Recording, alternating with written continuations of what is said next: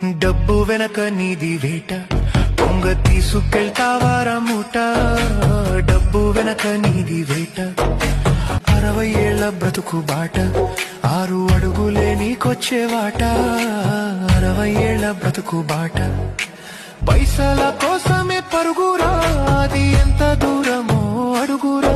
ఇంత దూరం అంటూ గీత ఉన్నదా, లేక జీవితమంతా పరుగేనా? నువ్వు కూడబెట్టిన ధనముతో నిమిషం ఆయుష్ కొనగలవా? మనిషి పుట్టుక పుట్టినావా? నిన్ను మనిషి అంటారా జీవా? మనిషి పుట్టుక పుట్టినావా? డబ్బు వెనక నీది వేట, పొంగ తీసుకెళ్తావారా మూట.